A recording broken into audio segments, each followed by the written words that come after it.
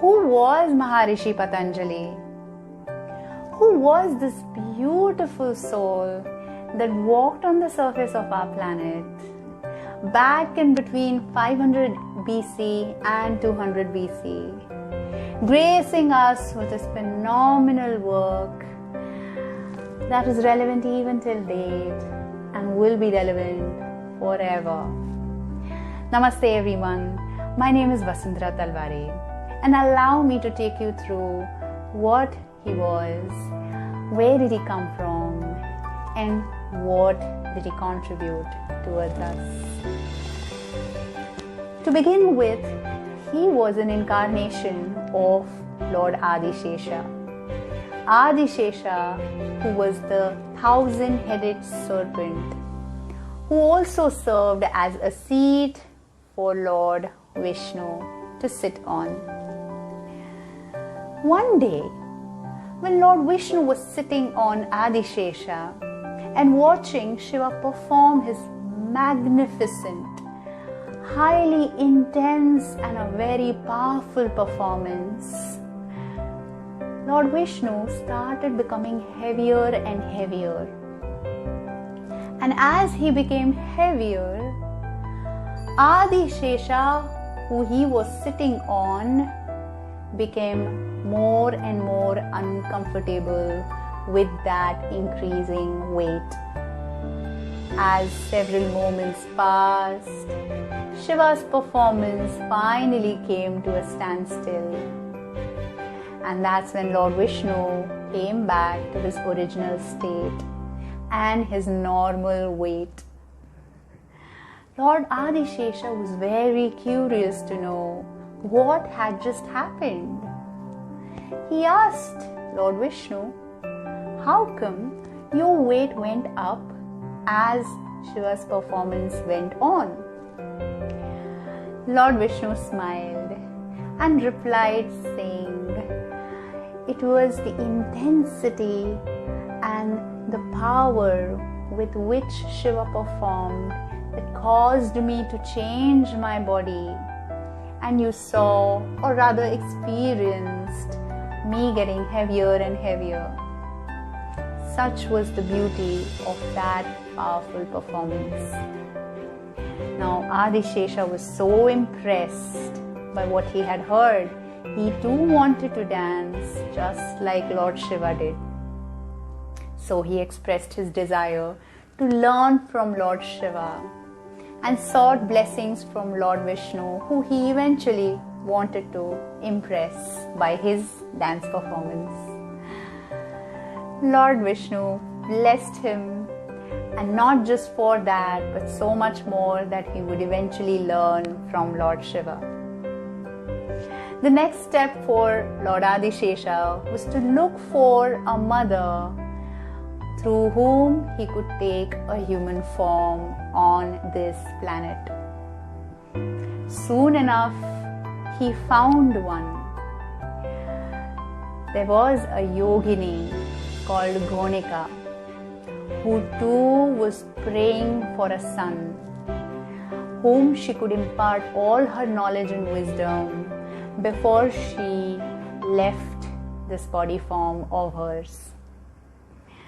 She was praying to the sun god one day with palms open and water in her palms to be served as an oblation to the sun god once she was done with her prayers.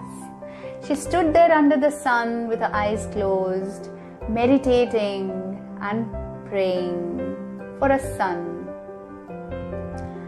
And as she opened her eyes and looked down on her palms, she saw something swirling, and that was a snake.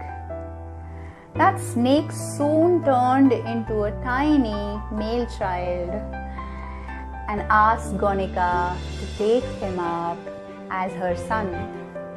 And so she did. That was how Maharishi Patanjali came into being on this planet.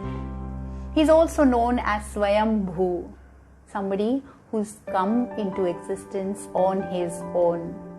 Of course, with the prayer and the tapa of Yogini Gonika and the blessings of the sun god. He eventually went on to not just learn dancing, but with Shiva's instructions, he went on to create the Mahabhashya, a treatise on language, on grammar, the art and science of the correct way of spoken language. That was done in Sanskrit, which is known as the root of all languages. He then went on to do his work on Ayurveda.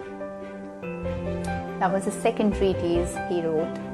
And the third and the final one that we know of and we will be looking more of in the following videos was the Yoga Sutras.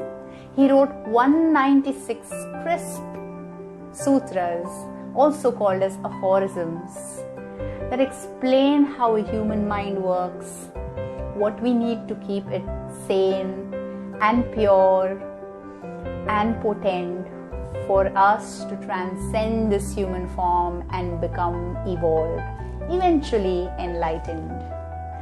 That's the kind of intense work he put in, cumulatively putting together the works of all the yogis that had done their jobs of creating all this work, collating and bringing it all together in the form of 196 beautiful and powerful Yoga Sutras. If you see his work, he's worked on the power of language. He's worked on the power of body. How do you maintain the same in its optimal health? And he's worked on the power of the mind. All three very important aspects for you to become enlightened. There's also a backstory on how his name came about. Just as Gonika was standing with her palms open to the sky with water in them, so Patu means to fall, something that's fallen, and Anjali means oblation. So the oblation of the water that she was offering to the sun god, and therefore came the name Patanjali. Isn't that beautiful? Hope you've learned something from this video on Maharishi Patanjali, and you will hear so much more on the Yoga Sutras in the following videos. If you've liked this video and learned something from this video, please share it with your loved ones. And for more such information and many more videos on the Yoga Sutras in the following weeks, 1 week at a time, please subscribe to my channel and keep watching. Sending you loads of love and lots of blessings. Thank you so much for watching. I love you very much. Mwah.